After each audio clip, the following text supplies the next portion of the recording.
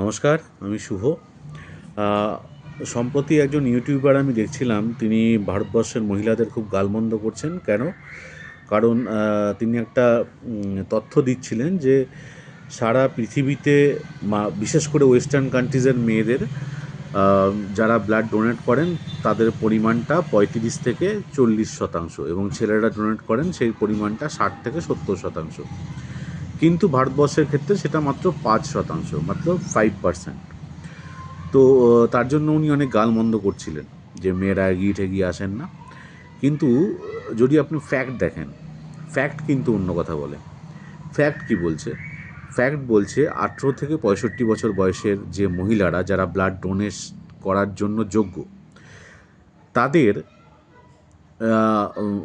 তাদের কিন্তু ১৪ বছর বয়স থেকে ৫০ বছর বয়স পর্যন্ত মহিলারা 50% মহিলা ভারতবর্ষের অ্যানিমিক। তো যদি অ্যানিমিয়া থাকে তাহলে ব্লাড ডোনেট করতে পারবেন না। দ্বিতীয়ত, যে বিএমআই দরকার হয় ব্লাড ডোনেট করার জন্য, সেই বিএমআই অধিকাংশ মহিলা ভারতবর্ষের মহিলারা ম্যাচ করতে পারেন না, বিএমআই সেই রকম নয় বলে। ৩ নম্বর হচ্ছে ম্যাল নিউট্রিয়েন্ট। ভারতবর্ষের অধিকাংশ মেয়েরা, বিশেষ করে যারা আন্ডার পভার্টিতে আছেন, তারা ম্যাল নিউট্রিয়েন্ট হওয়ার জন্য তারা নিজেরাই অ্যানিমিক, তারা নিজেদের শরীরেই পুষ্টি নেই, তারা কি করে ব্লাড দেবেন?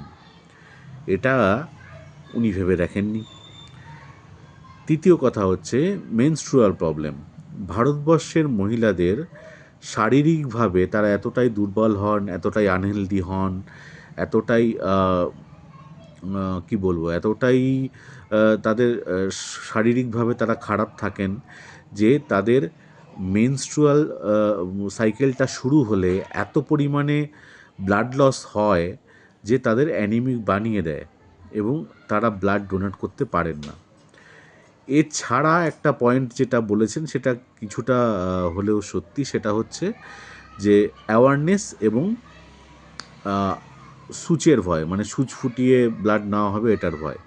এই ভয়টা কিন্তু শুধুমাত্র মেয়েদের নয়, এটা ছেলেদেরও আছে। ছুঁচ ফুটানো বা কোনো ইঞ্জেকশান নেওয়া, এই ভয়টা সবার আছে, ছেলে মেয়ে নির্বিশেষে আছে।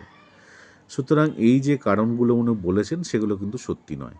উনি যে ডেটাটা দিয়েছেন সেটা টু সাম এক্সটেন্ট সত্যি, কিন্তু যেভাবে বলা হয়েছে যে তারা এগিয়ে আসেন না, ভারতবর্ষের মহিলারা এগিয়ে আসেন না বা করেন না, সেটা পুরোটা সত্যি নয়।